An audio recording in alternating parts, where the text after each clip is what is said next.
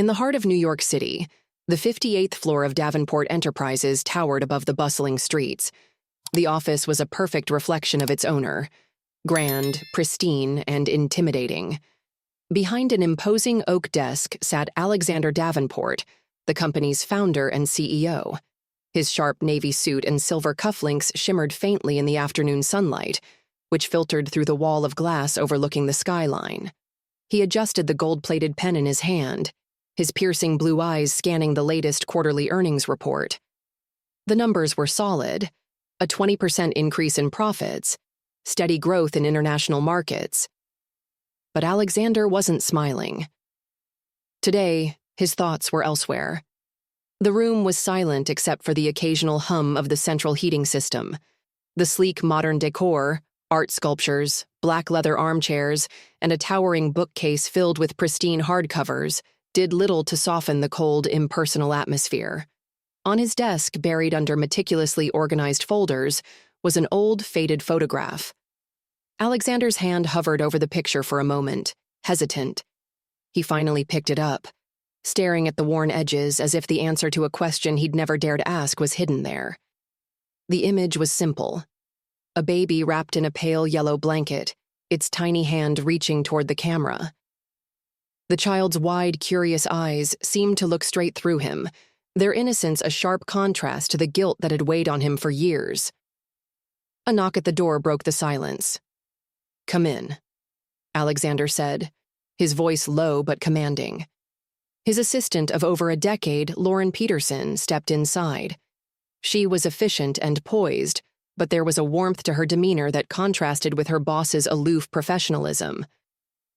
"Mr. Davenport, the board is ready for you in the conference room. Shall I bring the presentation materials?"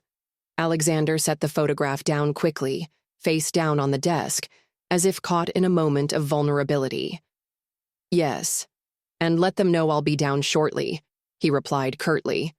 Lauren hesitated for a split second, her perceptive eyes flicking toward the photo before returning to Alexander. "Of course, sir." She began to leave but paused at the door. "Is there anything else you need?" "Yes." Alexander straightened his tie, his expression unreadable.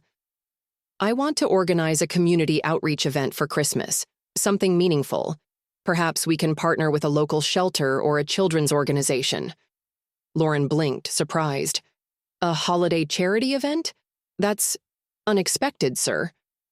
"Unexpected," he echoed with a faint smirk, though it didn't reach his eyes. "Yes, I suppose it is, but it's time Davenport Enterprises showed some goodwill. Look into children's homes in the area and choose one. Make it happen." "Understood," Lauren said, her tone professional but curious. She'd worked for Alexander long enough to know he wasn't a man driven by sentiment. His cold, pragmatic approach to business had earned him both admiration and fear in corporate circles. Why the sudden interest in charity?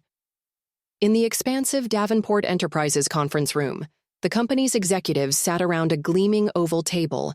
The city's skyline stretched behind them through floor-to-ceiling windows, but the view was ignored as the CEO entered, commanding everyone's attention. "Thank you all for coming," Alexander began as he took his seat at the head of the table. His tone was as composed as always, yet there was an edge of anticipation in the room. The board members knew him well enough to sense something unusual. After a brief discussion of the quarterly earnings and upcoming projects, Alexander leaned back in his chair, steepling his fingers. "I want to propose an addition to our holiday calendar. Davenport Enterprises will host a Christmas celebration for the children of Sunrise Home, a local orphanage." The announcement was met with stunned silence. The executives exchanged uncertain glances, clearly taken aback.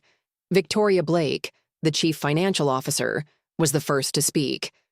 "A Christmas celebration for an orphanage?" she asked, her tone carefully measured. "Forgive me, Mr. Davenport, but we've never done anything like that before. Our holiday initiatives are usually centered around corporate networking events or charity galas. This will be different," Alexander said firmly.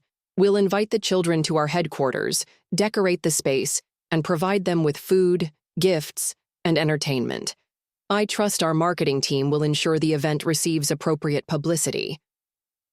There was a pause before Gerald Parker, the company's legal counsel, leaned forward slightly. Alexander, this is an admirable idea, but I have to ask, what's the motivation behind this sudden shift in priorities? Our shareholders may have questions. As the new year approached, Richard began to think about the future. He had spent so long avoiding the idea of fatherhood, but now, the thought of building a life that included Yana filled him with hope. One evening, he sat down with Mrs. Lawson to discuss the next steps.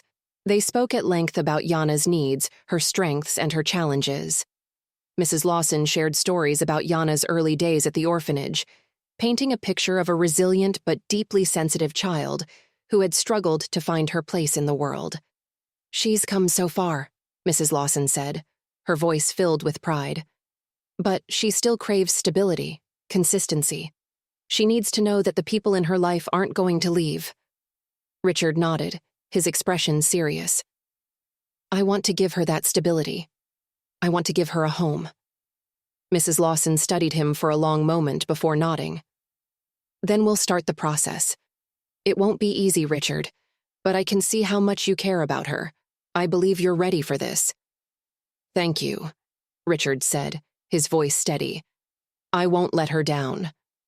That night, as Yana lay in bed, she thought about all the changes in her life over the past few weeks. She thought about the Christmas tree, the new art supplies, and the way Richard always seemed to show up exactly when she needed him. She reached for her locket, opening it to look at the picture they had taken together on Christmas Eve. Her fingers brushed the empty space beside it, and for the first time she felt a spark of hope that it might soon be filled. "Good night, Rosie," she whispered to her stuffed rabbit, tucking it under her arm. As she closed her eyes, a small smile lingered on her lips. For the first time in a long time, Yana felt like she wasn't alone.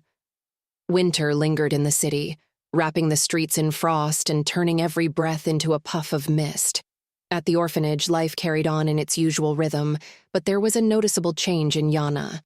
She laughed more freely, her shoulders didn't seem as weighed down, and she often sought out Richard when he visited. Richard had become a near-permanent fixture at Sunrise Home.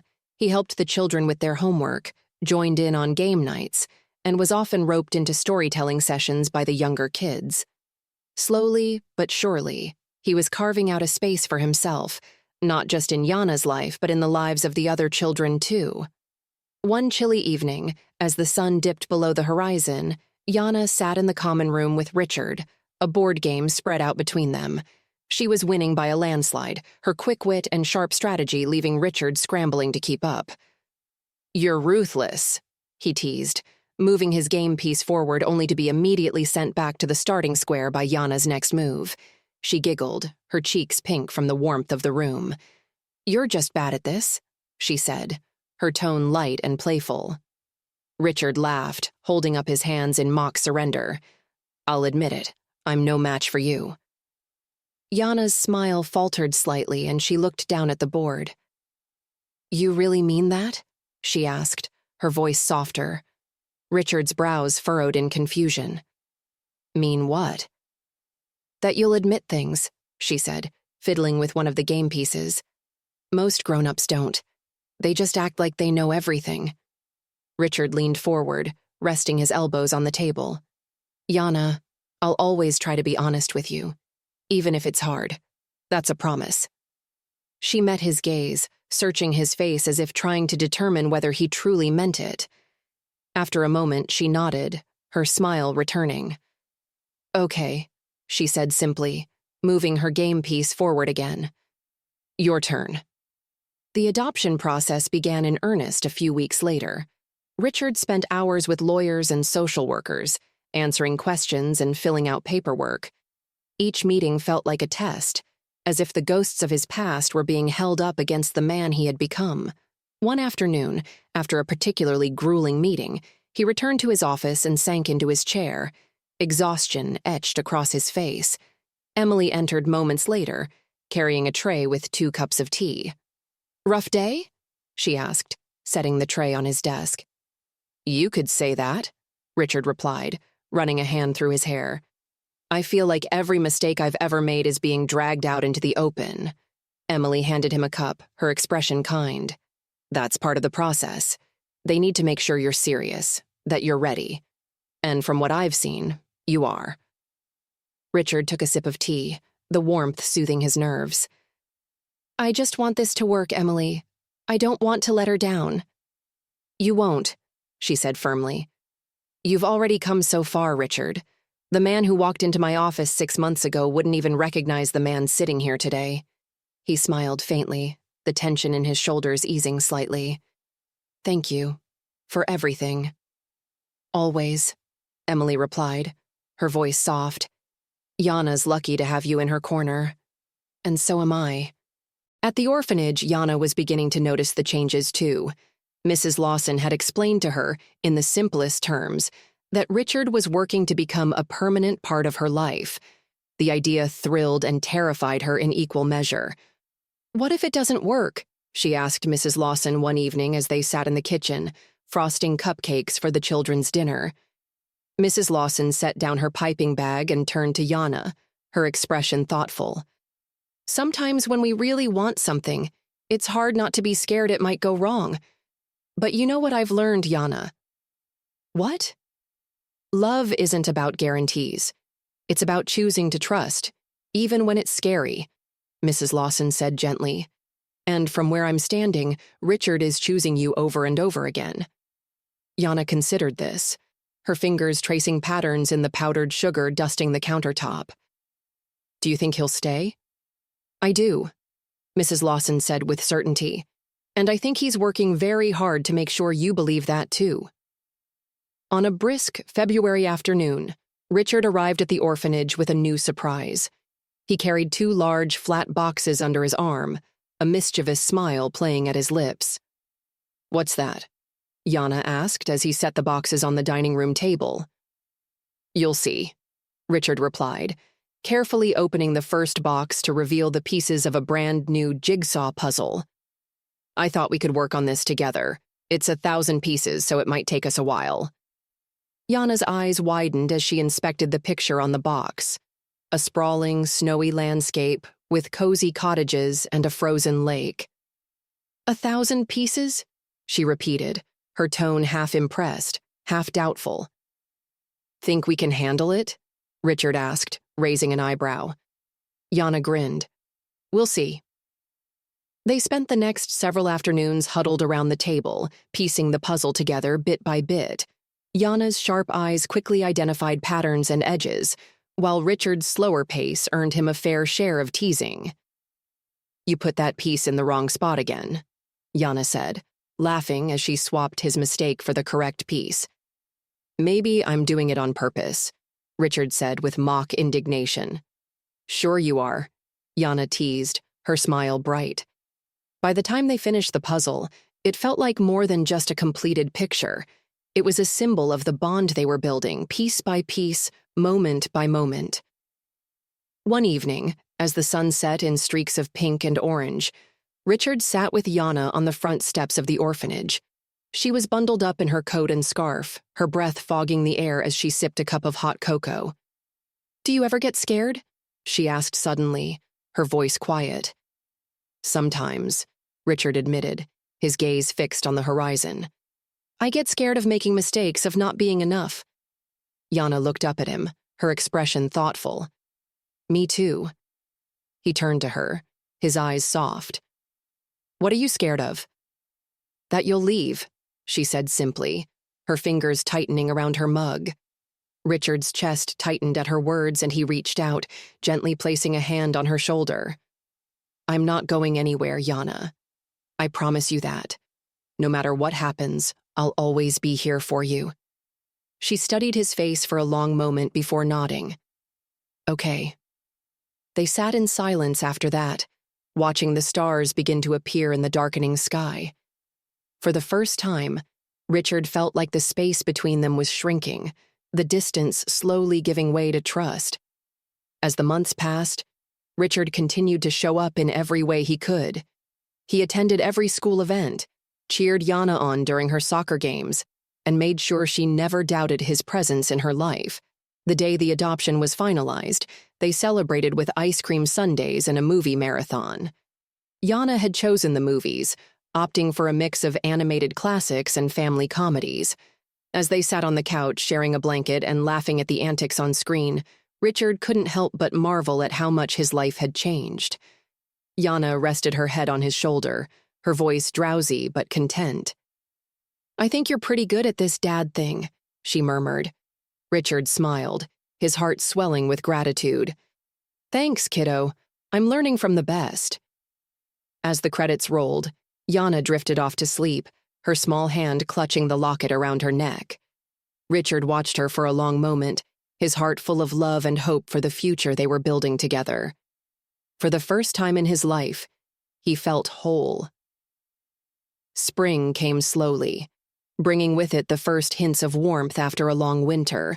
At Sunrise Home, the children were thrilled to spend more time outside, running through the courtyard and playing games on the freshly green lawn. Yana, now officially Richard's daughter, had taken to painting the garden scenery. She could often be found sitting cross-legged in the grass with her easel, Rosie propped up beside her as she filled her sketchbook and canvases with bright colors. Richard, who visited nearly every day, often joined her. He would bring his own sketchpad, something Emily had encouraged him to try, and though his drawings were still far from impressive, he enjoyed the quiet moments they shared. "Yana," he said one afternoon, as they both worked under the shade of a large oak tree, "I was thinking we could plant a garden together at my house." Her paintbrush paused mid-stroke, and she looked up at him, her eyes wide. "A real garden? With flowers and everything?" Richard nodded, smiling. "Flowers, vegetables, whatever you want. We could even make a space for Rosie if she wants her own little garden." Yana giggled, her curls bouncing as she tilted her head to consider. "Rosie would probably like daisies. I like daisies too." "Daisies it is," Richard said. "And maybe we could add some sunflowers. Those are my favorite." Yana's eyes lit up at the idea, and for the rest of the afternoon they sketched plans for their garden. Yana's pages were filled with bright, colorful flowers, while Richard's attempts leaned more toward clumsy ovals and scribbled leaves. "That doesn't look like a flower," Yana teased, pointing at one of his drawings. Richard chuckled. "It's abstract, artistic freedom." Yana rolled her eyes playfully, but grinned. "I think we'd better stick to me drawing and you planting." Over the following weeks, Richard and Yana began transforming the small backyard of his house into their dream garden.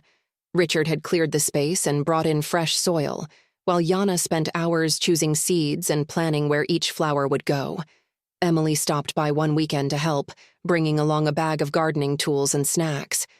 She knelt beside Yana, helping her dig small holes for the daisy seeds. "You're doing a great job," Emily said, her tone encouraging. "Thanks," Yana replied, brushing a strand of hair from her face. "Rosie said she wants to plant hers over there." She pointed to a sunny corner of the yard, where a small patch of dirt had been set aside. "Well, we can't let Rosie do all the hard work alone," Emily said, smiling. She handed Yana a tiny watering can decorated with flowers. "Why don't you give her a hand?" As Yana carefully watered her newly planted seeds, Richard stood a few feet away, observing the scene with a quiet smile. Emily glanced over at him, her expression soft. "She's really coming into her own," Emily said as she stood up and dusted off her hands. "She is," Richard agreed, his voice filled with pride. "It's incredible to see how much she's grown already." Emily touched his arm lightly, her gaze meeting his. "And how much you've grown, too." Richard's smile widened. "I had a good teacher," he said, his tone light but sincere. Emily laughed softly, shaking her head. "Don't give me all the credit. You've done the hard work, Richard. You've shown up, even when it wasn't easy." They stood in comfortable silence for a moment, watching as Yana hummed softly to herself while planting her final seeds. As the garden grew, so did Yana's confidence. She began inviting her friends from the orphanage to visit, proudly showing them the rows of blooming flowers and the small vegetable patch she and Richard had planted together. One sunny afternoon, the yard was filled with laughter as the children played tag and helped harvest the first batch of ripe strawberries. Yana ran up to Richard, her hands full of the bright red fruit. "Try one," she said, holding them out to him. Richard took a berry and bit into it, the sweet, tangy flavor bursting on his tongue. "Delicious," he said, smiling. "You've got a green thumb, kiddo." Yana beamed, popping a strawberry into her own mouth. "Maybe we should open a strawberry shop," she said thoughtfully. Richard chuckled. "If we keep growing them like this, we just might have enough to sell." As the children gathered around the picnic table to share the strawberries, Richard found himself marveling at how far they had all come. The garden, once an empty patch of dirt, was now a vibrant, living space, a testament to the power of patience and care. Summer arrived, bringing longer days and endless possibilities. Richard decided to take Yana on her first real vacation, a trip to the beach. The morning they left, Yana could barely contain her excitement. She sat in the back seat of the car, her sketchbook and Rosie on her lap as she peppered Richard with questions. "Have you ever built a sandcastle?" she asked. "Plenty of times," Richard replied. "Though I'm not very good at it. I bet you'll make a better one than me." "Probably," Yana said with a grin. "What about seashells? Can we collect seashells?" "Absolutely," Richard said. "We'll find the prettiest ones and bring them back for the garden." When they arrived at the beach, Yana ran toward the water, her bare feet sinking into the warm sand. She twirled in circles, laughing as the waves lapped at her ankles. Richard followed at a slower pace, carrying a bag filled with towels and snacks. They spent the day building sandcastles, collecting shells, and chasing seagulls along the shore. Yana's laughter was a constant melody, blending with the sound of the ocean. At sunset, they sat on a blanket, watching the sky turn shades of pink and orange. Yana leaned against Richard's side, her head resting on his shoulder. "Thank you," she said softly. "For what?" Richard asked, his voice gentle. "For everything," Yana replied, her fingers lightly tracing the edge of her locket. "For staying." Richard's chest tightened, and he wrapped an arm around her.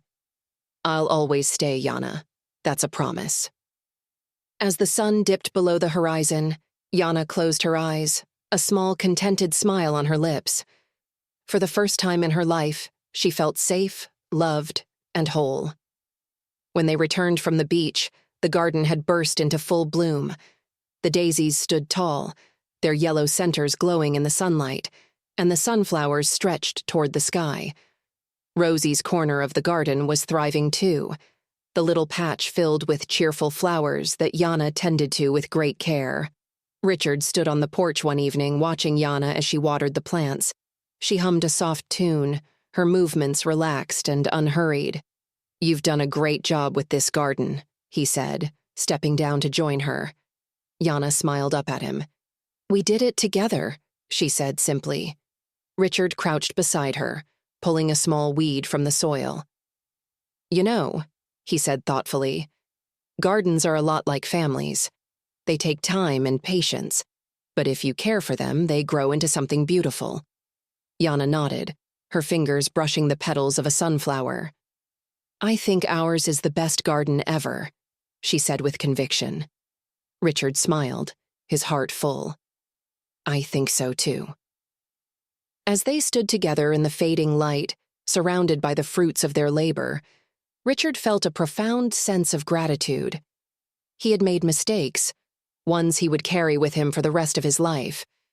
But this garden, this family, was proof that it was never too late to grow. Richard stood beneath the night sky, the cool air brushing his face as the fireworks painted vibrant streaks of color across the heavens.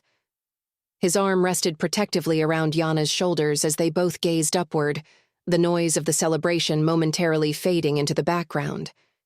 He couldn't stop marveling at how different his life had become in just a few months, how one small, extraordinary child had transformed his world. Yana glanced up at him, her cheeks flushed from the cold, but glowing with happiness. "Do you think next year will be even better?" she asked, her voice full of hope. Richard smiled, squeezing her gently. "I think it will be. especially if we face it together." Yana's smile widened, and she nestled closer to his side, the warmth of his presence filling her with a sense of security she had never felt before. As the final fireworks lit up the sky, the crowd began to disperse, the children returning to the warmth of the orphanage. Richard stayed behind for a moment, his gaze lingering on the stars. Emily approached quietly, a soft smile on her face. "You've come a long way, Richard," she said, her voice warm with pride. He turned to her, his expression thoughtful. "I don't even recognize the man I used to be. It feels like I've been given a second chance at life." "And you've made the most of it," Emily replied. "But the truth is, you always had it in you. You just needed someone to remind you of what really matters." Richard nodded, his thoughts drifting to Yana. "She saved me, Emily. I thought I was giving her a family, but the truth is she gave me one." Emily placed a hand on his arm, her smile softening. "Sometimes the people who need each other the most find each other in the most unexpected ways." Richard looked back at the orphanage where Yana was waiting for him by the door, waving excitedly. His heart swelled with love, and he knew without a doubt that Emily was right. The days following the new year were filled with excitement and planning. The adoption paperwork was progressing smoothly, and Richard threw himself into creating the perfect environment for Yana at home. One afternoon, they stood in her room, which had been transformed into a vibrant, cozy space. The walls were painted a soft lavender, Yana's favorite color, and her drawings adorned every corner. A bookshelf overflowing with her favorite stories stood against one wall, and fairy lights twinkled above her bed. "Do you like it?" Richard asked, his tone hopeful. Yana spun in a circle, taking it all in. "It's perfect," she said, her voice filled with wonder. "It feels like me." Richard smiled, relieved. "I'm glad. This is your space, Yana. You can make it whatever you want." She hugged him tightly, her small arms wrapping around his waist. "Thank you, Dad." The word still sent a thrill through Richard every time she said it. He knelt down to her level, brushing a strand of hair from her face. "You're welcome, sweetheart. I just want you to be happy." "I am," Yana said, her voice soft but sure. "For the first time, I really am." As the weeks passed, Richard began finding a better balance between his responsibilities at Stanton Enterprises and his new role as a father. His once rigid schedule now included trips to the park, family dinners, and bedtime stories. One evening, as they sat on the couch watching a movie, Yana suddenly turned to him with a thoughtful expression. "Dad, do you think Mom would have liked you?" she asked, her voice curious but gentle. Richard's breath caught, the question catching him off guard. He set his arm around her shoulders, his gaze distant for a moment as he gathered his thoughts. "I hope so," he said finally, his voice quiet. "Your mom was an incredible person, Yana. Brave, kind, and full of love. She believed in me even when I didn't deserve it." Yana tilted her head, studying him. "I think she would have liked you," she said confidently. "Because you're kind, too. And you care about people." Richard's throat tightened, and he pulled her close, pressing a kiss to the top of her head. "Thank you, sweetheart. That means more to me than you'll ever know." Spring arrived with a burst of color and life. The garden Richard and Yana had planted months earlier was thriving, the flowers blooming in vibrant shades of yellow, pink, and purple. Yana spent hours tending to it, her hands covered in dirt as she carefully watered each plant. One sunny afternoon, Richard joined her, kneeling beside her as she weeded a patch of daisies. "Did you know plants grow better when you talk to them?" Yana asked, her tone serious. "Is that so?" Richard replied, his lips twitching with amusement. "Yep," Yana said, nodding. "Miss Lawson says it helps them feel loved." Richard chuckled, picking up the watering can. "Well then, I suppose we should start talking to them more." He leaned closer to the daisies, his expression mock serious. "You're doing great, little flowers. Keep up the good work." Yana burst into laughter, her giggles filling the air like music. "You're so silly, Dad." "I try," Richard said, grinning. As they worked side by side, Richard couldn't help but feel a deep sense of contentment. This simple moment, surrounded by the beauty they had created together, felt like everything he had ever wanted. By summer, the adoption was finalized. The day the papers were signed, Richard held a small celebration at their home. Mrs. Lawson, Emily, and several of Jana's friends from the orphanage attended, the house filled with laughter and joy. Richard stood at the center of the room, holding Jana's hand as he addressed the small group. "Today is one of the happiest days of my life," he said, his voice steady but filled with emotion. "Jana has brought more light and love into my life than I ever thought possible. I'm so grateful to call her my daughter." The room erupted in applause, and Jana beamed up at him, her eyes shining with happiness. As the evening drew to a close, Richard knelt down beside Jana, holding her hand tightly.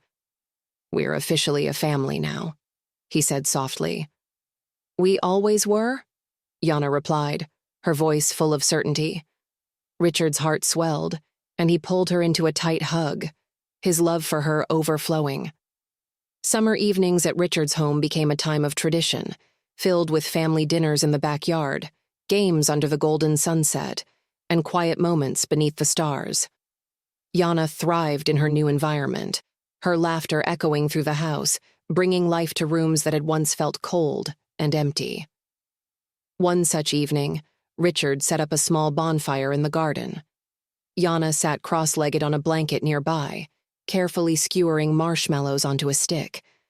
Rosie was propped up beside her, wearing a tiny scarf Jana had knitted earlier that week. "Be careful not to let them burn," Richard said, handing her the stick with the marshmallows carefully arranged. Jana nodded seriously, holding the stick just above the flames. "Like this?" "Perfect," Richard said, smiling. They roasted marshmallows together, the sweet smell filling the air. Jana's first marshmallow came out golden brown, but the second caught fire, causing her to shriek with laughter as Richard quickly blew it out. "Guess I need more practice," she said, holding up the charred remains. Richard chuckled. "It's all part of the fun." Once they had their marshmallows perfectly roasted, they made s'mores, the melted chocolate and gooey marshmallows sticking to their fingers. Jana giggled as Richard struggled to eat his without making a mess, ending up with chocolate smudged across his chin. "You're worse than me," she teased, handing him a napkin. "Maybe," Richard admitted, wiping his face. "But at least I'm having fun." Later, as the fire died down and the stars began to twinkle overhead, Jana lay on the blanket staring up at the sky. Richard joined her, stretching out beside her with his hands behind his head. "Do you think Mom is up there?" Jana asked suddenly, her voice soft. Richard turned to look at her, his heart tightening.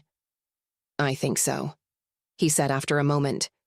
"And I think she's very proud of you." "Do you think she'd be proud of you too?" Jana asked, her gaze still fixed on the stars. Richard's breath caught, and he considered her question carefully. "I hope so," he said finally. "I've made a lot of mistakes, but I'm trying to be better, for you, and for her." Jana reached over and took his hand, her small fingers curling around his. "I think she'd be proud," she said with quiet certainty. Richard swallowed hard, squeezing her hand. "Thank you, Jana. That means a lot." They lay there for a while longer, the warmth of the fire fading, but the bond between them growing stronger with every passing moment. As the summer progressed, Jana began to open up more about her life before meeting Richard. She told him stories about her time at the orphanage, her favorite memories, and even the times she'd felt lonely. "I used to sit by the window and wonder if anyone would ever come for me," she admitted one evening as they painted in the garden. "Sometimes I thought maybe I wasn't special enough." Richard's brush paused mid-stroke and he set it down, turning to face her. "Jana, you are one of the most special people I've ever met," he said, his voice filled with emotion. "I can't imagine my life without you." Jana smiled shyly, dipping her brush into a bright shade of yellow. "I'm glad you came for me, Dad," she said softly. even if it took a little while. Richard's chest tightened, and he reached out to ruffle her curls. I'm glad too, sweetheart, more than you'll ever know. By the time fall arrived, Yana had fully settled into her new life. She started at a local school where she quickly made friends and excelled in her art classes. Richard took great pride in attending her school events, cheering her on during soccer games, and marveling at her artwork during parent-teacher nights. One crisp October afternoon, they visited a nearby pumpkin patch, a tradition Richard had never experienced before. Yana was thrilled, running ahead to inspect each pumpkin with Rosie tucked under her arm. "This one's too bumpy," she declared, pointing to a particularly lopsided pumpkin. "And this one's too small." Richard followed behind her, laughing at her enthusiasm. "We'll find the perfect one," he assured her. Finally, Yana found it. A large, round pumpkin with a smooth surface and a sturdy stem. She beamed as Richard helped her carry it to the car. At home, they carved it together, Yana drawing the design and Richard carefully cutting it out. The end result was a cheerful jack-o'-lantern with a wide, toothy grin. "That's the best pumpkin I've ever seen," Richard said, placing it on the front porch. Yana grinned, her hands covered in pumpkin guts. "It's because we did it together." As the holidays approached once again, Richard found himself reflecting on how much his life had changed since the previous year. His home, once quiet and orderly, was now filled with laughter, art supplies, and the occasional mess, and he wouldn't have it any other way. One evening, as they decorated their Christmas tree, Yana pulled out the paper angel she'd made the year before. "Remember this?" she asked, holding it up. "Of course," Richard said, smiling at the memory. "That was our first Christmas tree together." Yana carefully placed the angel on a prominent branch, stepping back to admire her work. "It's still my favorite ornament," she said. Richard knelt beside her, his heart full. "Mine too." They continued decorating the tree, their laughter filling the room. When they were finished, Yana curled up on the couch with Rosie, watching the twinkling lights. "Dad?" she said softly, her voice sleepy. "Yes, sweetheart?" "Do you think next Christmas will be even better?" Richard smiled, sitting down beside her and tucking the blanket around her. "I think every Christmas we spend together will be better than the last." Yana smiled, her eyes fluttering shut as she drifted off to sleep. Richard watched her for a moment, his heart overflowing with love and gratitude. For the first time in his life, he truly understood the meaning of family. The morning sunlight filtered through the large bay windows of Richard's home, casting golden beams onto the wooden floors. Yana sat at the kitchen table, her legs swinging slightly as she concentrated on her latest drawing. Rosie sat propped up beside her, as always, her well-loved fur slightly frayed from years of affection. Richard walked in, carrying 2 plates of pancakes stacked high with syrup and strawberries. "Breakfast is served," he said with a dramatic flourish, setting the plates down. Yana giggled, her face lighting up. "You're getting good at this," she teased, grabbing her fork. "Well, I've had the best teacher," Richard replied with a wink. They ate together, chatting about their plans for the day.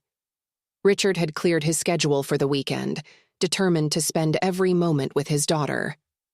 "After breakfast," he said, his tone conspiratorial, "I have a surprise for you." Yana's eyes sparkled with curiosity. "What kind of surprise?" "You'll have to wait and see," Richard said, his lips curving into a mischievous smile. Later that morning, Richard led Yana to the garage, where a shiny new bicycle waited, complete with a basket and a bell. Yana gasped, her hands flying to her mouth. "Is this for me?" "It sure is," Richard said, his grin widening. "I thought we could spend the afternoon riding through the park. What do you think?" Yana ran her fingers over the handlebars, her eyes wide with excitement. "It's perfect. Can we go now?" "Let's do it," Richard said, grabbing his own bike from the wall rack. They spent the afternoon exploring the park, the warm summer breeze carrying the sound of Yana's laughter as she raced ahead of Richard, her curls bouncing with every turn of the pedals. "Catch me if you can," she called over her shoulder, her voice filled with glee. "I'm coming for you," Richard shouted back, his own laughter ringing out as he pretended to chase her. When they finally stopped to rest, Yana flopped onto the grass, her cheeks flushed and her hair tousled. Richard sat beside her, handing her a water bottle. "This is the best day ever," Yana said between sips, her smile stretching from ear to ear.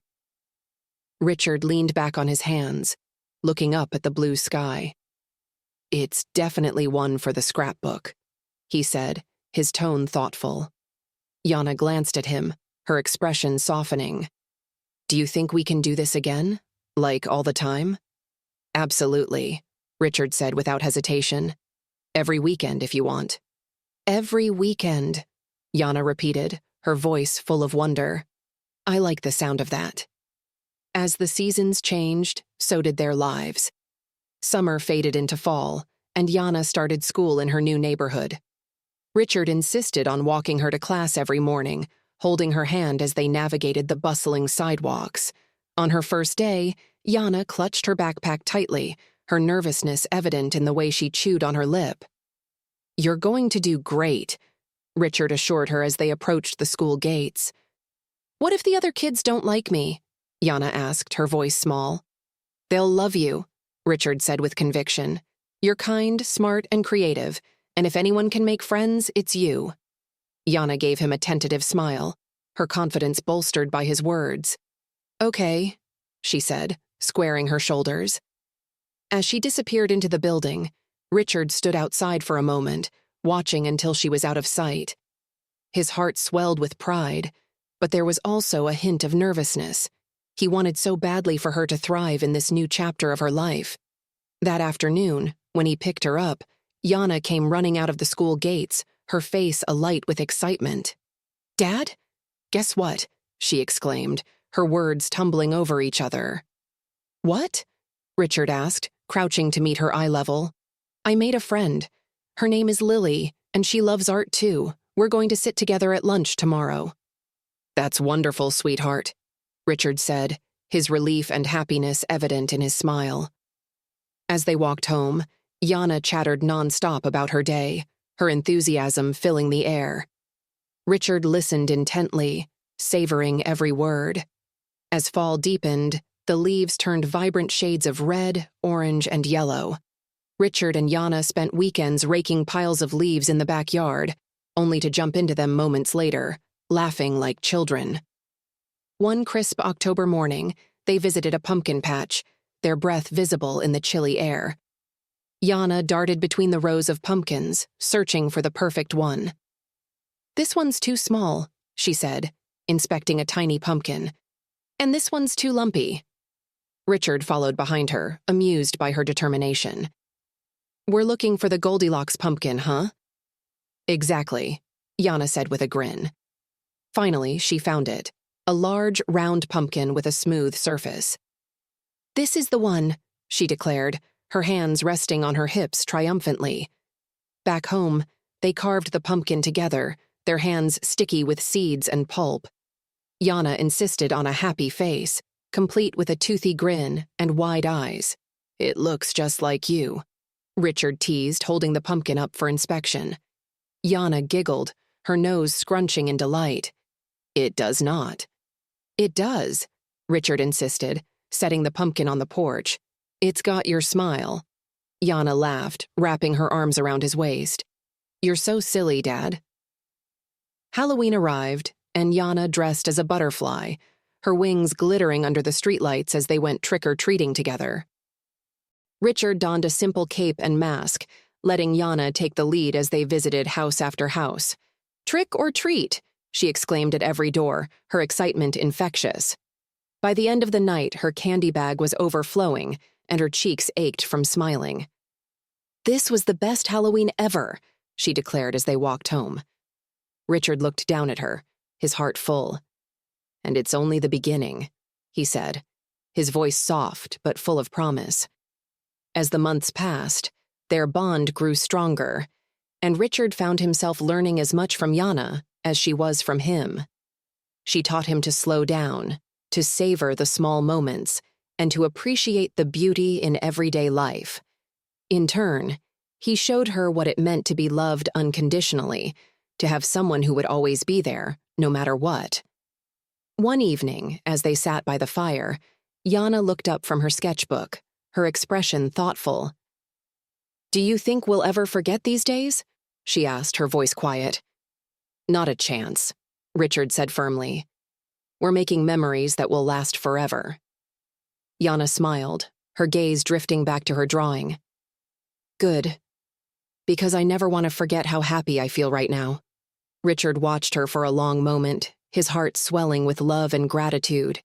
He had spent so many years chasing success, but it was moments like this that made him realize what true success really meant. It wasn't about money or power. It was about love, family, and the quiet, everyday moments that made life worth living. As the fire crackled softly in the hearth and Yana hummed to herself, Richard knew that he had finally found his home. As the years passed, Richard and Yana's lives continued to bloom like the garden they had nurtured together. Each season brought new adventures, laughter, and growth. The once distant CEO had become a devoted father, and Yana, who had once felt so small and unseen, now thrived in a world filled with love and security.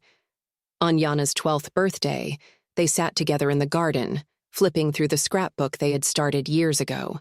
The pages were filled with photos of vacations, family holidays, school achievements, and countless small moments that told the story of their journey. "Do you think Mom would be proud of us?" Yana asked softly, tracing the edge of one photo. Richard smiled, his voice steady but filled with emotion. "I know she would. She'd be proud of you, of how strong and kind you are, and she'd be proud of us for finding each other." Yana leaned against him, her locket resting against her heart. "I'm glad we did," she said. "So am I," Richard replied, kissing the top of her head. As the sun set over the garden, casting everything in a golden glow, they sat together, content in the knowledge that their love had turned an unlikely beginning into a beautiful forever. For Richard and Yana, this was more than a story of redemption or a second chance. It was proof that love could heal even the deepest wounds and create a future brighter than either of them had ever imagined. Alexander's eyes flicked toward Gerald, his expression unreadable. "The motivation is simple. It's time we gave back. Consider it an investment in our public image if you must." His tone left no room for further argument. The board members nodded reluctantly, though their curiosity lingered. As the meeting concluded and the executives filtered out of the room, the whispers began. Davenport Enterprises was a company built on unyielding discipline and profit-driven decisions. The man who led it was famously detached, prioritizing business over everything else. A Christmas event for orphans was the last thing anyone expected. Alexander returned to his office, shutting the door behind him.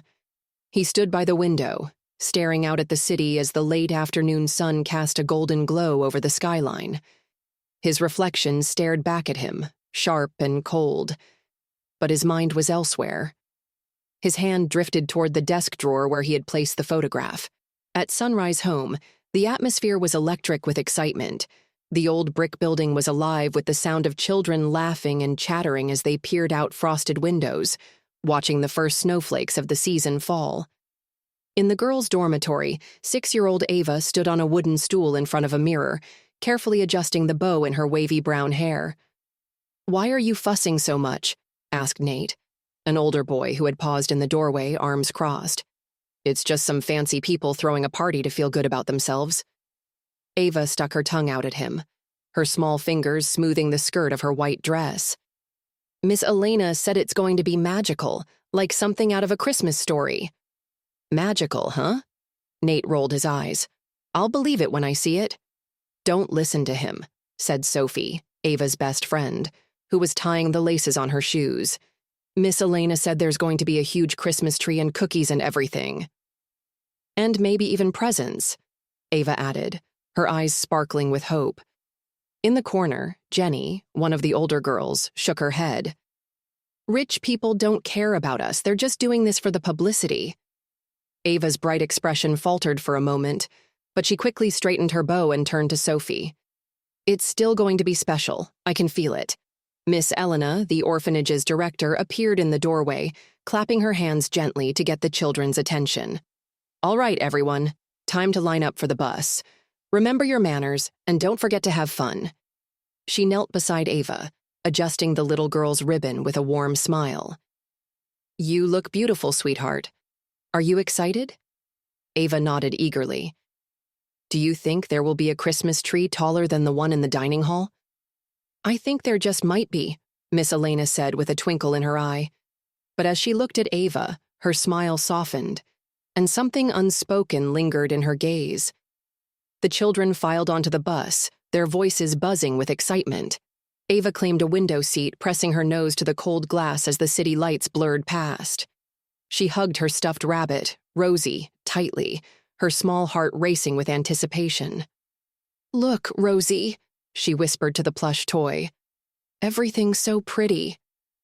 The bus wound through snowy streets lined with glowing shop windows, each display more enchanting than the last. Ava's breath fogged up the window as she imagined what the party would be like. Would it be as magical as she hoped? When the bus finally pulled up to Davenport Enterprises, the children's eyes widened in awe. The building's lobby had been transformed into a winter wonderland. Garlands of evergreen and twinkling lights adorned every surface, and an enormous Christmas tree stood in the center, its ornaments sparkling like jewels. Ava clutched Rosie tightly as she stepped off the bus, her small boots crunching on the freshly fallen snow. Inside, the warmth of the lobby enveloped her, and she gasped in wonder at the scene before her. "Welcome, everyone," said a cheerful woman with auburn hair and a kind smile. "My name is Lauren, and we're so happy you're here. Who's ready to decorate some cookies?" Ava's hand shot up immediately, and Lauren laughed warmly. "Come on, then. Let's see what kind of masterpiece you can create." The children scattered to different activity stations, cookie decorating, ornament making, and a photo booth filled with fun props. Ava focused intently on her cookie, carefully adding red and green sprinkles in a swirling pattern. Meanwhile, Alexander stood near the edge of the room, his posture stiff as he observed the lively scene. He was a silent storm in a room full of joy, his piercing gaze scanning the crowd. When his eyes landed on Ava, something in his chest tightened. She was laughing as she added more frosting to her cookie, her curls bouncing with every movement. For a moment, Alexander couldn't breathe. Lauren approached him cautiously, noting his distant expression. "Mr. Davenport, is everything all right?" "Yes," he said quickly, though his voice sounded strained. "Everything's fine." But as the evening went on, Alexander found his gaze returning to Ava again and again, drawn to the brightness of her spirit in a way he couldn't explain. The ballroom of Davenport Enterprises shimmered with festive energy as the children marveled at the decorations. Strings of golden lights cast a warm glow over the room, while crystal chandeliers glittered like icicles.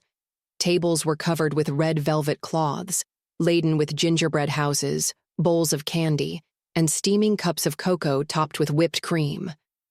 Ava couldn't stop staring at the massive Christmas tree in the center of the room. It towered over everything, its ornaments catching the light with every tiny movement. "It's bigger than I imagined," she whispered to Rosie, clutching the stuffed rabbit close to her chest. "Come on, Ava." Sophie tugged on her arm. "They've got frosting in every color over here." Ava followed her friend to a table where staff members were cheerfully helping children decorate cookies. She picked up a piping bag filled with blue frosting and began carefully outlining a star-shaped cookie, her tongue sticking out in concentration. Alexander, still standing near the edge of the room, watched the scene with a mixture of apprehension and something he couldn't quite name. He had planned this event as a gesture, a way to assuage the guilt that had haunted him for years. Yet seeing the children here, laughing and playing, was stirring something deeper. His gaze inevitably found Ava again. There was something about her, the way she tilted her head as she worked on her cookie, the quiet determination in her small hands, that sent an unfamiliar ache through his chest. She reminded him so much of Clara. "Are you sure you're all right, Mr. Davenport?" Lauren's voice broke through his thoughts. She had approached quietly, her expression filled with concern. I'm fine, Alexander said curtly, though his hand tightened slightly around the glass of water he was holding. Just keeping an eye on things. Lauren followed his gaze, her brow furrowing slightly. That little girl, Ava, she's a sweet one. Very bright, too. Miss Elena mentioned that she loves reading and drawing. Reminds me of my own daughter at that age. Alexander nodded absently, his eyes never leaving Ava. Yes, she seems special. As the children moved on to other activities, some having their faces painted, others writing letters to Santa, Ava noticed a door at the far end of the ballroom that was slightly ajar. Beyond it, she could see the soft twinkle of more Christmas lights. "Rosie," she whispered to her rabbit, "let's see what's over there." She slipped away from the crowd, her curiosity driving her forward. The hallway beyond the door was quieter, lined with smaller trees decorated in soft gold and silver tones. Ava's small footsteps echoed faintly on the polished floor as she wandered further, her eyes wide with wonder. At the end of the hallway, a set of grand double doors stood slightly open. Ava pushed one of them just enough to slip inside. The room beyond was nothing like the festive ballroom. It was an office, large, sleek, and impeccably tidy. The floor-to-ceiling windows offered a breathtaking view of the city, where snowflakes drifted lazily through the air. "Wow," Ava breathed, hugging Rosie tightly as she took in the scene. She tiptoed closer to the massive desk in the center of the room. Its surface was nearly bare, except for a few neatly stacked files and a framed photo of a smiling woman with dark curls. Ava tilted her head, staring at the photo. Something about the woman looked familiar. Her attention shifted to a small crystal figurine on a side table, a delicate swan that caught the light in 1,000 tiny rainbows. She reached out to touch it, her fingers brushing the smooth surface. "Beautiful, isn't it?" The deep voice startled her, and Ava turned quickly, clutching Rosie to her chest. Alexander Davenport stood in the doorway, his tall frame casting a long shadow across the room. His expression was unreadable, but there was a softness in his eyes that surprised her. I'm sorry," Ava stammered. "I didn't mean to. I was just looking." Alexander stepped into the room, his footsteps measured and calm. "It's all right," he said gently. "You're welcome to look. This is my office." Ava's eyes widened. "You're Mr. Davenport?" He nodded, a faint smile tugging at the corner of his mouth. "That's right, and you must be Ava." She hugged Rosie tighter. "How do you know my name?" "Miss Elena told me about you," Alexander said, kneeling slightly so he was closer to her eye level. "She said you're very smart and that you love to draw." Ava's cheeks flushed with a mixture of pride and shyness. "I do. I drew a picture of a butterfly today." "I'd like to see it sometime," Alexander said, his voice soft. Ava hesitated, then held out Rosie. "This is Rosie. She's my best friend." Alexander took the stuffed rabbit carefully, as if it were made of glass. "Hello, Rosie," he said, his tone surprisingly warm. "It's nice to meet you." Ava giggled, her nervousness fading slightly. "She's never been to a fancy place like this before. I haven't either." "Well, I'm glad you're here," Alexander said, returning Rosie to her. "Are you enjoying the party?" "It's magical," Ava said with a bright smile, "and the Christmas tree is the biggest I've ever seen." Alexander couldn't help but smile back, though the ache in his chest deepened. He glanced at the desk where the photograph of Clara seemed to glow faintly in the light. Before he could say anything else, Ava's gaze landed on something on the floor, a leather wallet that must have slipped from Alexander's pocket. "Oh, you dropped this," she said, picking it up. As she handed it to him, the wallet fell open, and a small photograph fluttered to the floor. Ava bent down to pick it up, her tiny fingers trembling as she looked at the image. "That's me," she whispered, her voice filled with wonder. "But I'm a baby in this picture. How do you have this?"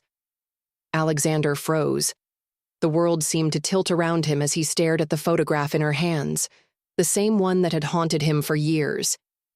He knelt in front of her, his hands shaking as he gently took the photo. His voice cracked as he spoke. "Ava, I—" Before he could finish, the weight of his emotions overwhelmed him. Tears filled his eyes as he reached out, pulling her into a careful embrace. "I'm so sorry," he whispered, his voice breaking. "I'm so sorry." Ava stood still, confused by the sudden outburst. "Why are you crying, Mr. Davenport? Did I do something wrong?" "No, sweetheart," Alexander said, pulling back slightly to look into her wide, curious eyes. "You didn't do anything wrong. You've never done anything wrong." The sound of laughter and Christmas carols filtered faintly through the hallway, but in the quiet office the air was heavy with emotion. Ava clutched Rosie tightly, her wide eyes searching Alexander's tear-streaked face for answers. "Why do you have a picture of me as a baby?" she asked softly. "Miss Elena doesn't even have pictures that old." Alexander took a deep, trembling breath. His hands rested on his knees as he knelt before her, his gaze locked on the photograph she held. "It's a long story, Ava. One I should have told a long time ago." She tilted her head, confusion etched across her face. "You know where I came from?" Alexander's heart ached at the innocent hope in her voice. He wanted to say something, to explain everything, but the words caught in his throat. How could he tell her the truth without shattering the fragile trust in her eyes? Before he could respond, Lauren appeared in the doorway. Her usual calm demeanor faltered as she took in the scene. Her boss, the unshakable Alexander Davenport, kneeling before a child, his expression raw with emotion. "Mr. Davenport," she said hesitantly, "is everything all right?" Alexander stood slowly, straightening his suit jacket as if the motion could restore some semblance of his usual composure. "Yes, Lauren," he said, though his voice was hoarse. "Everything's fine." Ava glanced between the two adults, sensing the tension but unsure of its cause. Lauren smiled gently at her, crouching slightly to meet her gaze. "Ava, sweetheart, why don't we head back to the party? I heard they're about to bring out a chocolate fountain." The little girl's eyes lit up, momentarily distracted. "A chocolate fountain? Really?" "Really," Lauren said with a wink. She held out her hand, and Ava took it without hesitation. As they left the office, Ava turned back to Alexander, her voice bright but curious. "Will you come too, Mr. Davenport?" "I'll be there soon," he promised, his throat tightening as he watched her disappear down the hallway. When the door closed, the silence returned. Alexander sank into the leather chair behind his desk, his head in his hands. The weight of his choices, his regrets, pressed down on him like a tidal wave. For years he had buried the past, telling himself it was better that way. But now, the past had a face, a voice, and a name, and it was staring back at him with the innocence of a child he had never been brave enough to protect. The party was a whirlwind of activity. The children clustered around the chocolate fountain, dipping strawberries and marshmallows into the rich, flowing stream. Others danced to the cheerful holiday music or posed for silly photos in the booth set up near the Christmas tree. Ava stood with Sophie, her fingers sticky from the chocolate-covered pretzel she was happily munching on. "You won't believe it," she whispered to her friend. "Mr. Davenport had a baby picture of me." Sophie's eyes widened. "Really? Why would he have that?" "I don't know," Ava said, her brow furrowed. "He looked like he wanted to tell me something, but then he started crying. Grown-ups are weird." Sophie giggled. "Maybe he's your secret grandpa or something." Ava tilted her head thoughtfully. "Maybe. Or maybe he knew my mom. Miss Elena always said my mom was brave, but she never tells me much about her." Sophie shrugged. "You should ask him. He seems nice, even if he looks a little scary." Meanwhile, Alexander stood in the shadow of the ballroom doorway, watching Ava with a mixture of longing and uncertainty.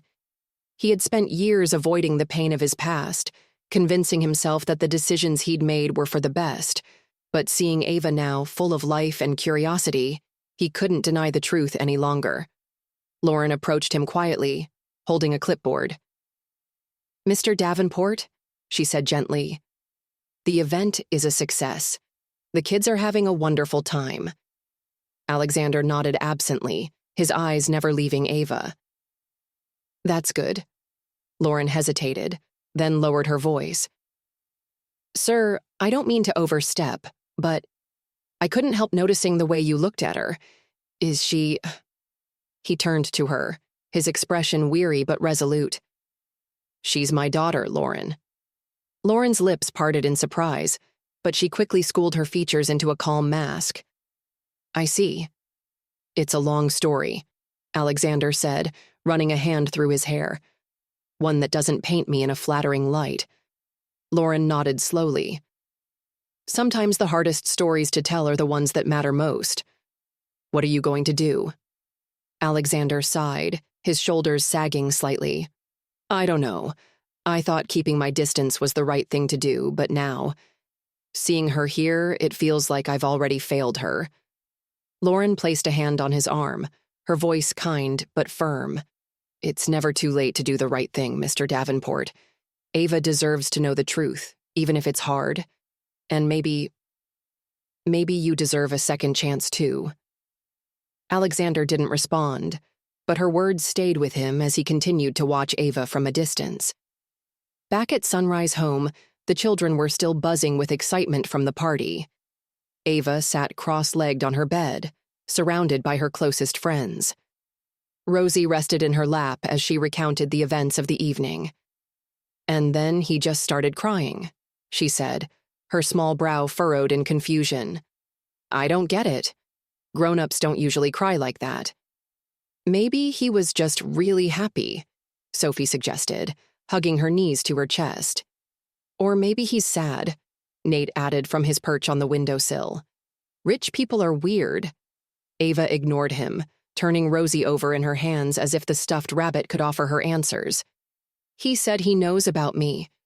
Do you think he knew my mom? The room fell silent.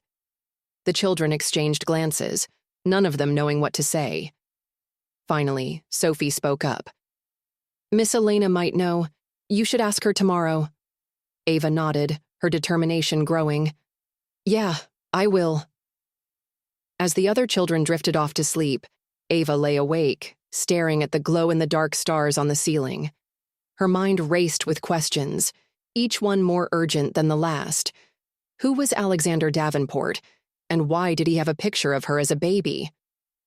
The next morning, Alexander sat at his desk, the photograph of Ava resting in front of him. The office was quiet, save for the hum of the city outside. He hadn't slept, his mind consumed by memories of Clara and the choices that had led him here. A knock at the door startled him, and Lauren stepped inside with her usual clipboard. Good morning, sir. Your first meeting is in 20 minutes.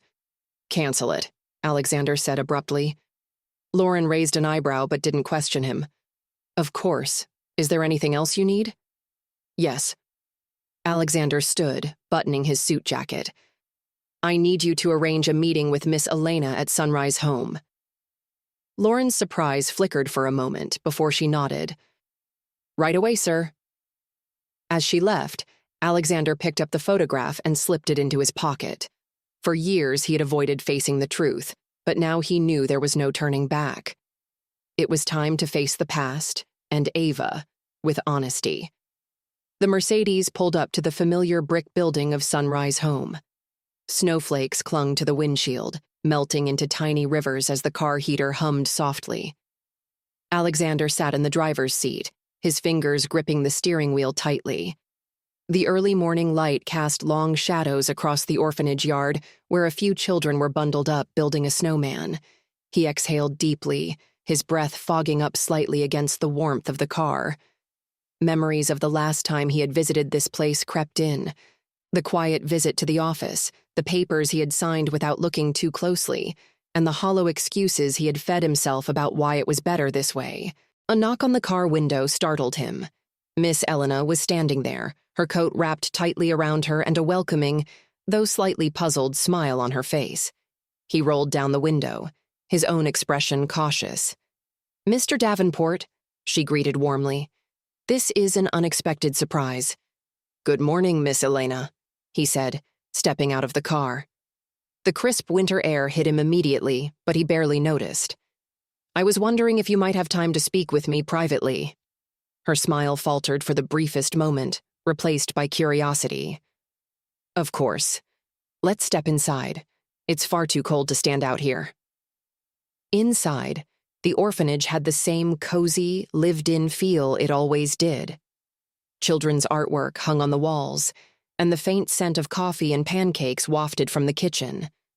A group of younger kids was gathered around a volunteer in the corner, working on a puzzle. Miss Elena led Alexander to her small office at the back of the building. It was simple but warm, with a cluttered desk and a small couch. A framed photo of the children at a summer picnic sat next to a stack of paperwork. "Please, have a seat," she said, gesturing to the couch. Alexander hesitated for a moment before sitting down, his posture rigid.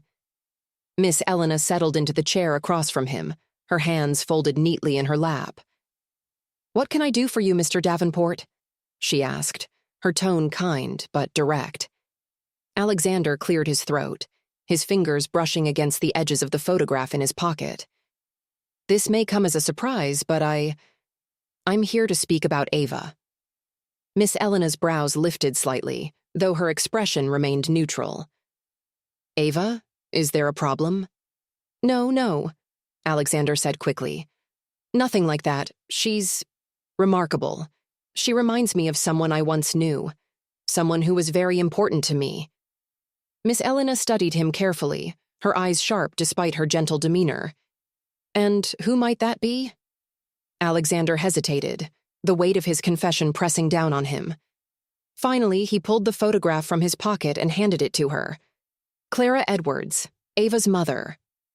Miss Elena's eyes widened as she took the photo, her fingers tracing the image of the smiling young woman. "Clara," she said softly, her voice tinged with both surprise and sadness. "I haven't heard that name in years." "She worked for me," Alexander admitted, his voice barely above a whisper.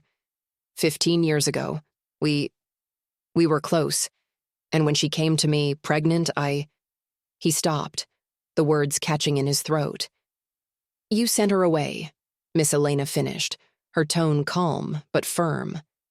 Alexander flinched, but he nodded. "I thought I was doing the right thing. I thought it was better for everyone, for her, for the company, for the child. But I was wrong. I see that now." Miss Elena sighed, leaning back in her chair. Clara was a brave woman. She loved that baby more than anything in the world. Even in her last days, she was determined to give Ava the best start she could. She spoke of you sometimes, rarely, but when she did, it was clear she had hoped for more. Guilt twisted in Alexander's chest like a knife. "I've spent years trying to forget, trying to focus on my work. But when I saw Ava..." His voice cracked. "She's Clara's image. It was like seeing a ghost." Miss Elena regarded him thoughtfully, her hands still resting on the photograph. "And what do you plan to do now, Mr. Davenport? You can't undo the past." "I know," Alexander said, his gaze steady despite the turmoil inside him. "But I can do better moving forward. I want Ava to know the truth. I want her to know she's not alone." Miss Elena was silent for a long moment. Then she set the photograph down on the desk and leaned forward. "Ava is an extraordinary child. Kind, bright, resilient. She's been through more than most adults, yet she still finds joy in the smallest things. If you're serious about being a part of her life, you need to be certain. She doesn't deserve more heartache." "I am certain," Alexander said firmly. "For the first time in my life, I'm certain of something." Miss Elena nodded slowly. "Very well. But Ava is a child. This will be overwhelming for her. You'll need to approach this carefully, with patience and honesty." "Of course," Alexander agreed. "Whatever it takes." Later that afternoon, Ava was sitting in the library, her nose buried in a worn copy of her favorite book, Charlotte's Web. She loved the quiet comfort of the library, the way it smelled of old pages and possibility. Rosie sat beside her on the table, keeping her company as always. Ava? She looked up to see Miss Elena standing in the doorway, a soft smile on her face. Mr. Davenport is here to see you. Ava blinked, surprised. Mr. Davenport? Why? He wants to talk to you, Miss Elena said. He has something important to tell you.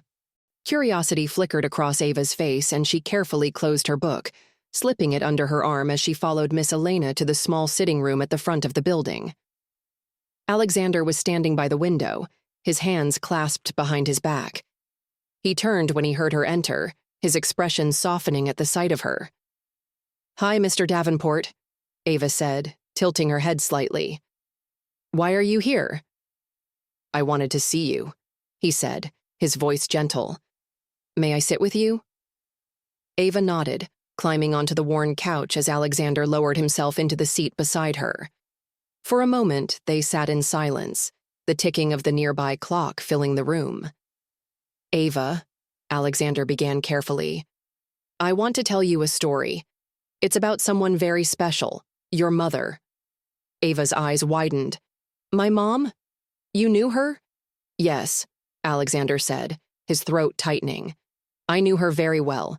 She was kind, brave, and strong. And she loved you more than anything. Ava hugged Rosie tightly, her voice soft. Miss Elena says she was a hero.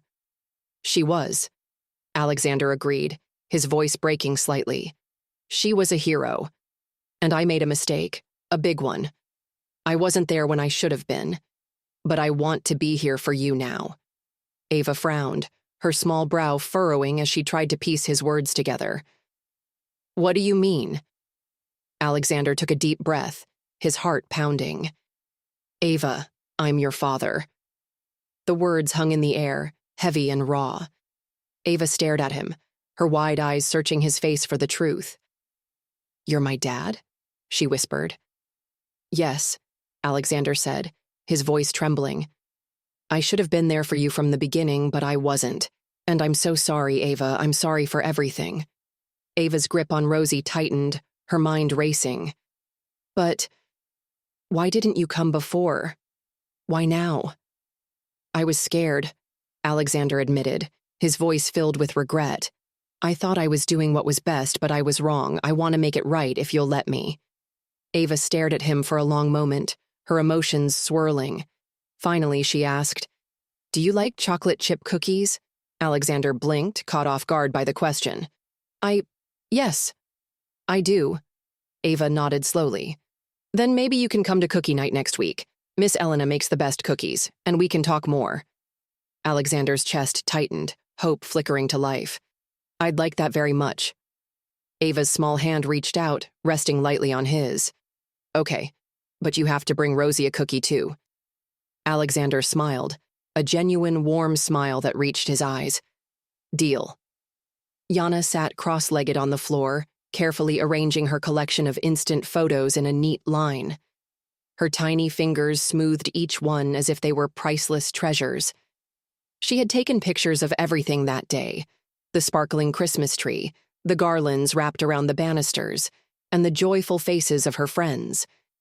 Each image felt like a piece of magic she could hold in her hands. Richard sat nearby, watching her with a quiet smile. He held a photo of Yana in his hand, one she had taken earlier of herself holding Rosie, her ever-present stuffed rabbit. Her bright grin in the picture seemed to radiate warmth, and he couldn't help but marvel at how much she reminded him of Clara. Do you like it? Yana's voice broke through his thoughts. Richard looked up to see her watching him, a mix of curiosity and shyness in her expression. I do, he said softly, holding up the photo.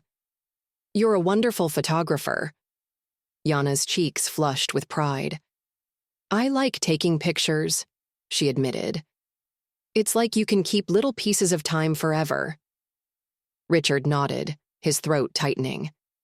That's a beautiful way to put it. As the children's laughter echoed through the common room, Yana suddenly held up one of her photos, a slightly blurry shot of her friends decorating the Christmas tree. Can I keep this one forever too? She asked. Of course, Richard replied, his voice gentle. You can keep all of them. They're your memories to hold on to. Yana's small hand reached for her locket, her fingers tracing its edge. Maybe I can put one inside, she said thoughtfully. Next to the picture we'll take together. Richard's heart swelled at her words, the simple suggestion feeling like a step toward the bond he so desperately wanted to build with her. The days leading up to Christmas passed in a flurry of activity at the orphanage. Decorations were hung in every corner, and the scent of freshly baked cookies seemed to permeate the air at all times. Yana threw herself into the preparations with uncharacteristic energy, helping with everything from wrapping presents to rehearsing for the Christmas play. Richard visited the orphanage every day, often joining in the preparations. He spent hours untangling strings of lights, carrying boxes of supplies, and even learning how to make paper snowflakes, though his attempts usually ended in crooked shapes that made Yana giggle. One evening, as the children gathered in the common room for story time, Richard offered to read a Christmas classic. He chose The Polar Express and settled into the oversized armchair near the fireplace. The children crowded around him on the floor, their eyes wide with anticipation. As Richard began reading, his voice warm and animated, Yana hesitated before inching closer to sit near his feet. She hugged Rosie tightly, her gaze fixed on the book in his hands. The bell still rings for me as it does for all who truly believe, Richard read, his voice soft as he reached the final line. He glanced down at Yana, who was watching him with a thoughtful expression. Do you think magic is real? She asked suddenly, her voice barely above a whisper. Richard set the book down, meeting her gaze. I think magic can be real if we believe in it, he said. Sometimes it's not about what we can see. It's about what we feel in our hearts. Yana seemed to ponder this for a moment before nodding slowly. I think I believe in it too. On Christmas Eve, the orphanage was transformed into a scene straight out of a holiday dream. The community center next door had been decorated with twinkling lights, garlands, and an enormous Christmas tree that sparkled with ornaments. Tables were set with festive centerpieces, and the smell of roasted turkey and spiced cider filled the air. The children arrived dressed in their best clothes, their excitement palpable as they took in the magical atmosphere.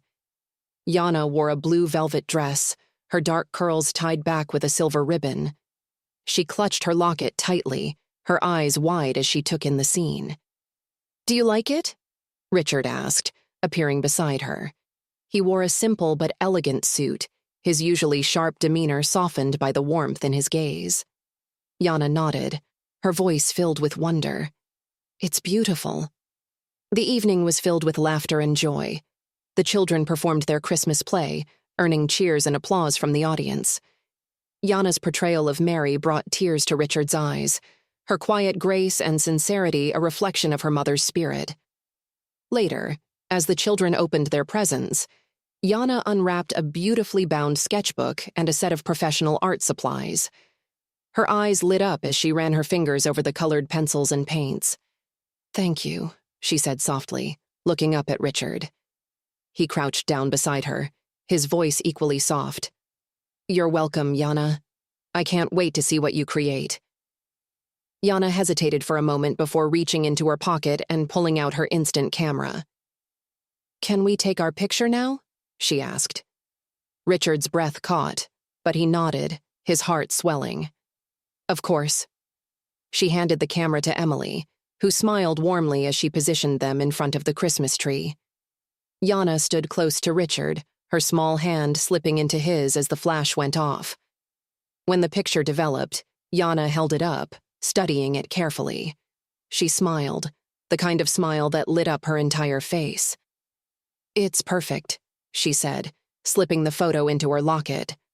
Richard's voice was thick with emotion as he replied, It is. The snow fell gently outside as the evening came to an end. Richard stood by the window, watching the children play with their new toys and share stories by the fireplace. Yana sat among them, her laughter bright and infectious. Emily approached quietly, her expression kind. You've done something wonderful here, Richard. she said. He turned to her, his gaze filled with gratitude. I couldn't have done it without you, Emily. Thank you for everything. She smiled. You don't have to thank me. You've given these children and yourself something truly special tonight. Richard nodded, his eyes returning to Yana. I just hope I can continue to be the father she deserves. Emily placed a reassuring hand on his arm. You're already on your way, Richard, one step at a time. As the night wound down and the children began to drift off to sleep, Richard knelt beside Yana, who was curled up on a couch with Rosie in her arms. Merry Christmas, Yana, he said softly, brushing a curl away from her face. Merry Christmas, she murmured, her voice drowsy but content. For the first time in years, Richard felt a sense of peace settle over him. He didn't know what the future held, but for tonight he was exactly where he needed to be, with his daughter, surrounded by love and hope. The stillness of Christmas morning settled over Sunrise Home, the kind of calm that follows a day filled with excitement. Soft sunlight filtered through frosted windows, casting a golden glow over the snow-covered courtyard. Most of the children were still asleep, their new toys clutched tightly in their arms, but Yana was already awake. She sat on the window seat in her dormitory, wrapped in her favorite blanket and holding her new sketchbook. The locket Richard had given her rested against her chest, its gentle weight comforting. She opened the book to the first blank page, her fingers lightly brushing the smooth paper. What should we draw today, Rosie? She whispered to her stuffed rabbit, who sat propped up beside her. Yana reached for a pencil, hesitating for only a moment before starting to sketch. The lines were tentative at first, but as her confidence grew, a picture began to take shape. It was the Christmas tree from the night before, its branches heavy with ornaments and lights. At the base of the tree, she drew two figures, herself and Richard standing side by side. Downstairs, Richard stood in the kitchen with Mrs. Lawson, carefully arranging plates of food for the children's breakfast. He was uncharacteristically dressed down in a simple sweater and slacks, his usual polished exterior softened by the casual setting. You've made quite an impression on her, you know, Mrs. Lawson said, her voice warm as she handed him a tray of cinnamon rolls.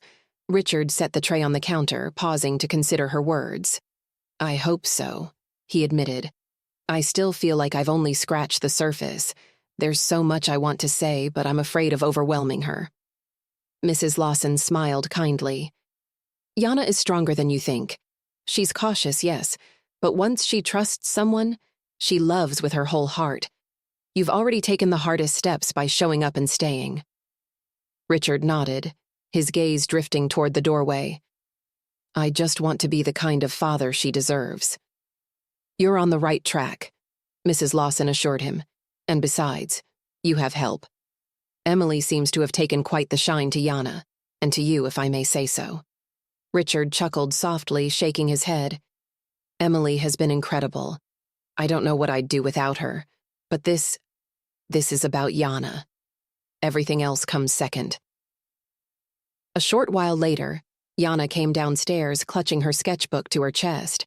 She hesitated in the doorway, her gaze sweeping the room until it landed on Richard. He was helping one of the younger children pour a glass of orange juice, his movements careful and deliberate. Yana approached quietly, waiting until he noticed her. When he turned and smiled at her, she felt a small flicker of warmth in her chest. Good morning, Yana, he said, crouching slightly to meet her gaze. Did you sleep well?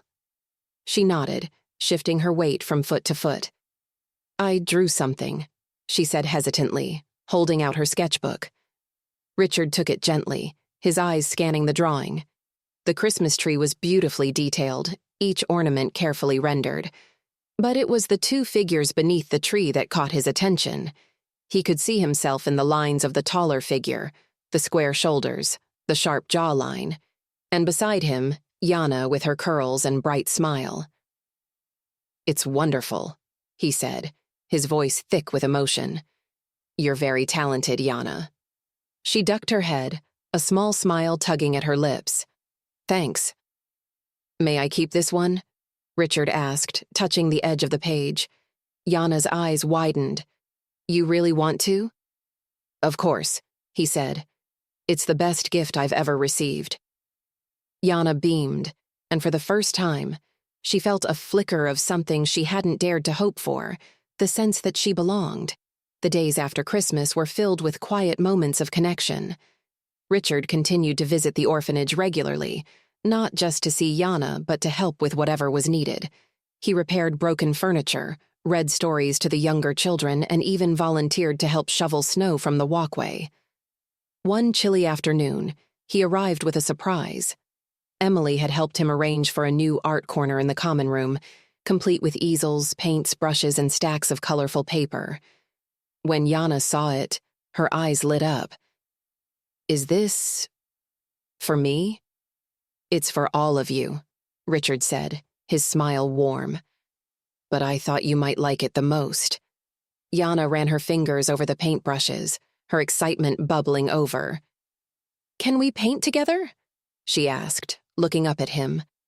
I'd love to, Richard replied, pulling off his coat and rolling up his sleeves. They spent the afternoon side by side, Yana guiding Richard through the basics of mixing colors and creating shapes. His attempts at painting were clumsy at best, but Yana didn't seem to mind. She giggled every time he made a mistake, her laughter filling the room like music. By the end of the day, Richard's hands were covered in paint, and his canvas was an abstract mess of smudges and streaks. Yana, on the other hand, had created a beautiful landscape of a snowy village, complete with twinkling lights and tiny figures skating on a frozen pond. You're much better at this than I am, Richard admitted, holding up his disastrous attempt. Yana giggled, her eyes sparkling. That's okay. You're still learning.